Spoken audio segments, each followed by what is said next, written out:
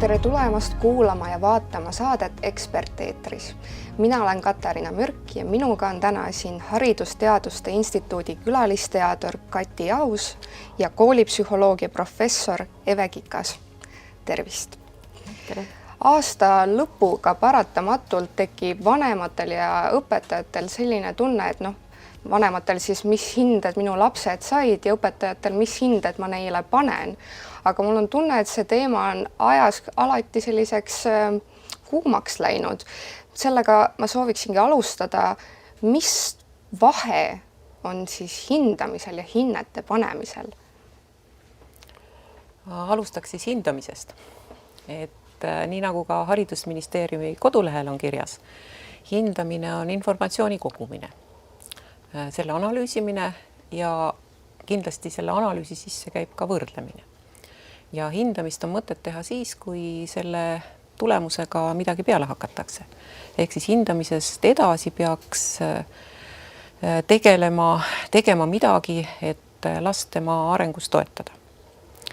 Ja hinne on sümbol, silt, märk, mis sellele hindamise tulemusele külge pannakse.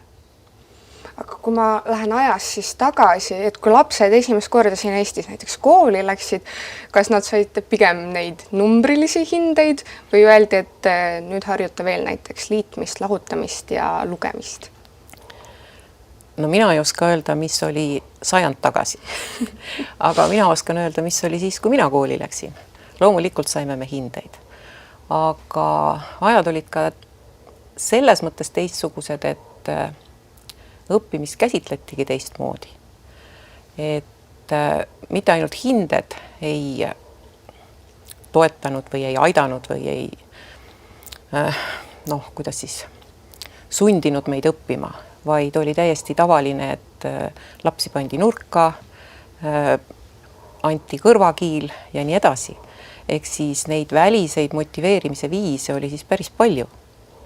Ja kui minu lapsed käisid koolis, siis nurka enam ei pandud, kõrvakiilud olid ka päris harvad, vahel tutistati, aga seda, et lapsi pandi klassi ette, kui nad tegid kontrolltöö halvasti või oli kodutöö tegemata ja siis neid noomiti, see oli päris tavaline. Ja kui nüüd me mõtleme tänapäeva kooli, siis juba õppimine ise on erinev, sellepärast, et lapsed ei pea istuma täpselt nii, nagu meie nüüd siin istume, eks ole.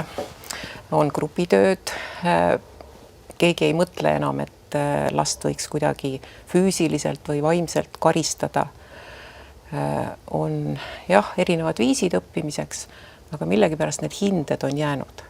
Nii et mina ütleks, et need hinded on lihtsalt jäänud vanast ajast. Ja kui nüüd võtta teadusterminites, siis ma ütleks, et see, mis vahepeal on toimunud üleminek ühelt õpikäsituselt teisele.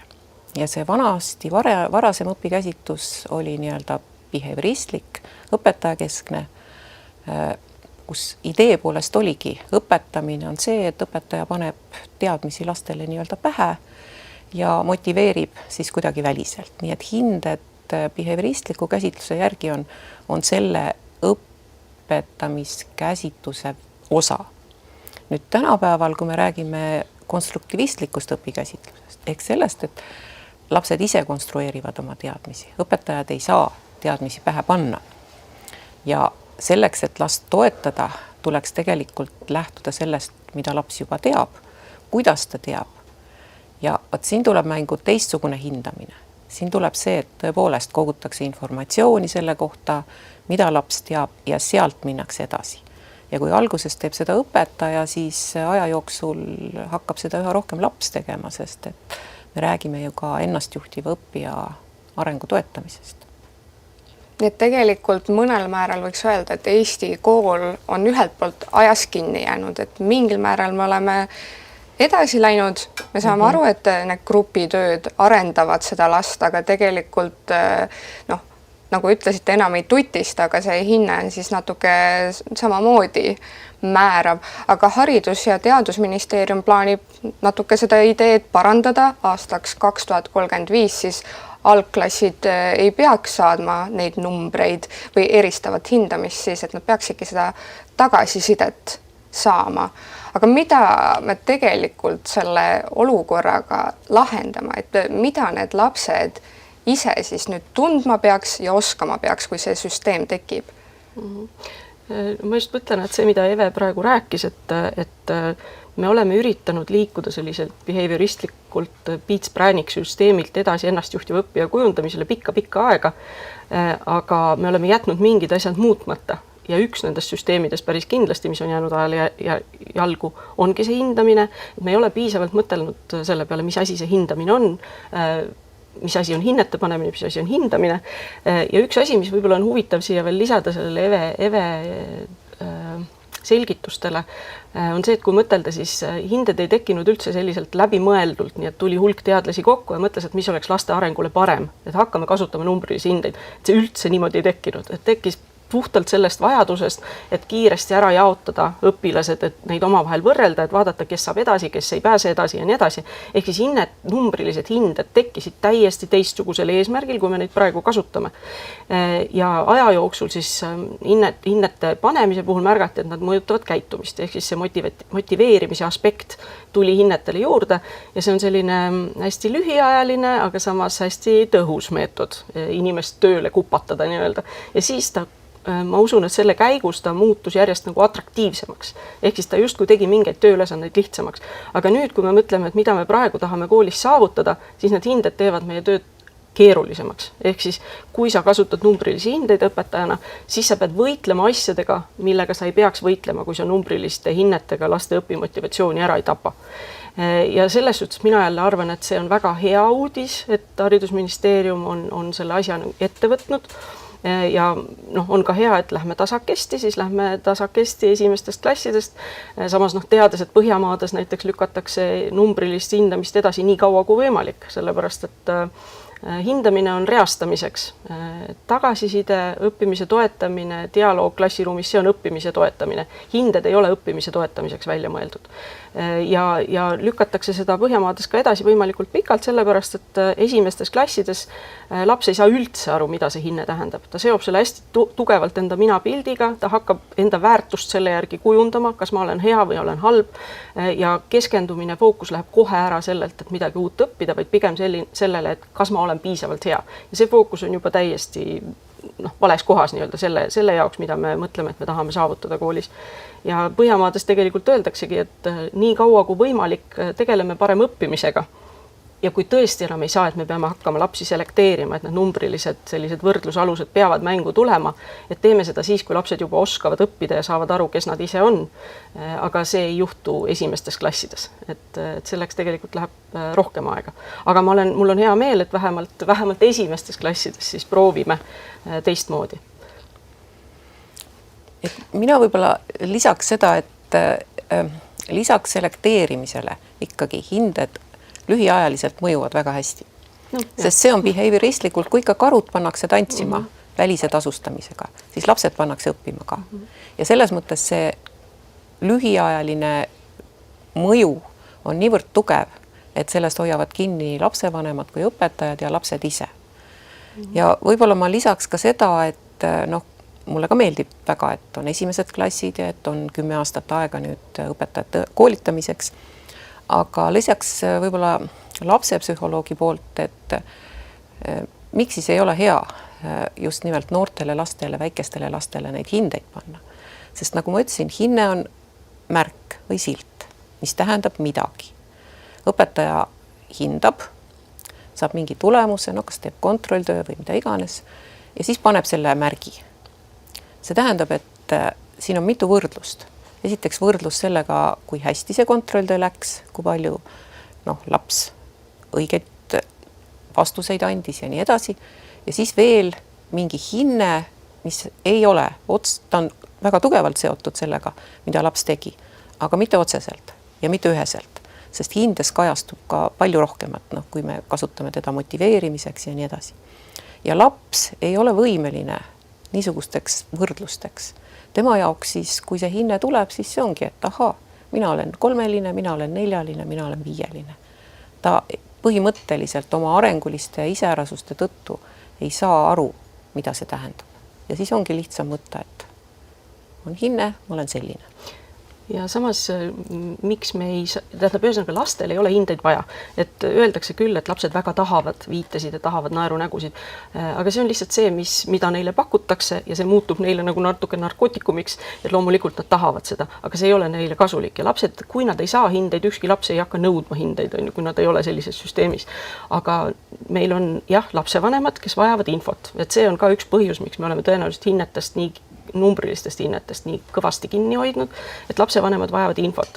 Aga teades seda, kui sa oled uurinud, mis asjad hinded on, kust nad tulevad, millised nad on, siis hinne ei ole tegelikult objektiivne enamasti. Ühe õpetaja 3 ei ole sama, mis on teise õpetaja 3. Et lapsevanemad saavad infot selles väikses raamis, kus nad toimetavad. Et see tekitab neist tunde, jah, et nüüd ma tean, kuidas mu lapsel läheb, aga see info ei ole ülearu objektiivne.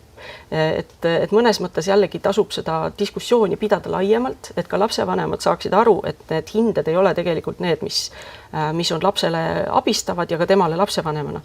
Aga seda öeldes me teame, et lapsevanem peab usaldama kooli, tal peab olema tekkima see alus, et mille alusel ma saan aru, et minu lapsega tegelikult tehakse head tööd koolis.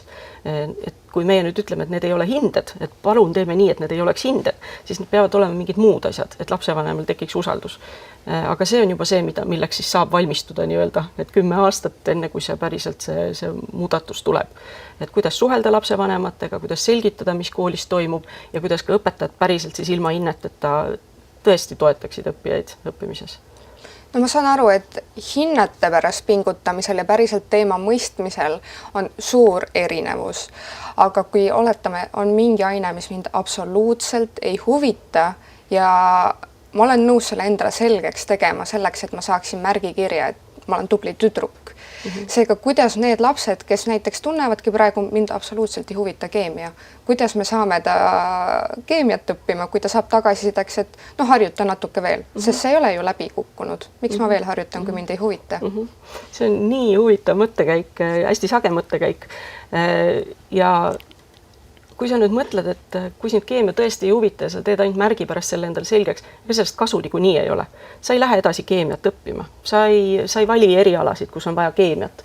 Et tegelikult, kui sul seda huvi ei ole, kui sa õpid ainult hinnete pärast, see ei tee maailma paremaks, ei tee sind paremaks, ei tee sinu lapsevanemad tegelikult õnnelikumaks. Et see ongi see, mida võib-olla nüüd nii-öelda meie haridusteadlastena tahame öelda, on see, et palun otsime neid muid viise, kuidas tekitada see huvi.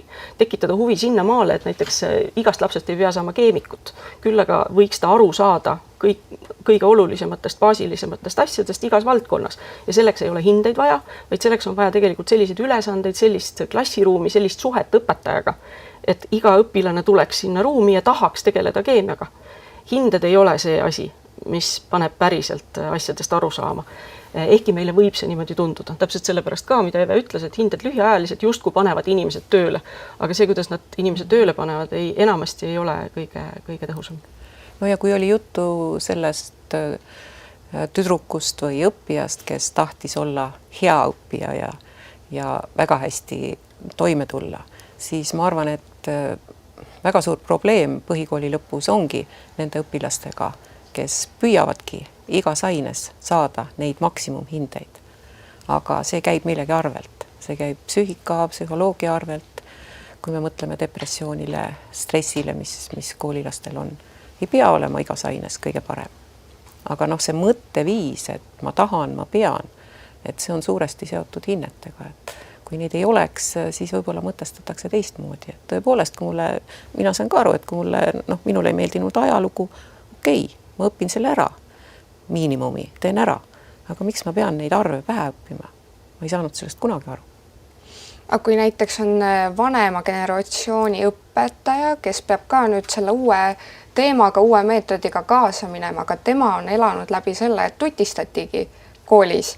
Seega ta võib ju mõelda, et see paneb pingutama lapse, et laps ei tea praegu, mis talle hea on ja pinge, selline nii-öelda sportlik ei ole ju kuidagi halb, seega kuidas me võtame selle õpetaja nüüd kaasa, selgitame endale ära, sina saa oma ajaloost lahti, tööta tuleviku nimel.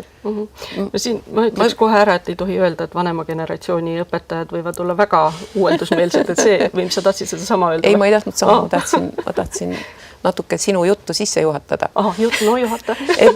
et ma tahtsin seda öelda, et see, et tänapäeval enam ei tutistata, on ju tegelikult seotud sellega, et on teadvustatud neid uurimistulemusi, mis näitavad, kui halvad pikaajalised mõjud on füüsilisel ja vaimsel vägivallal.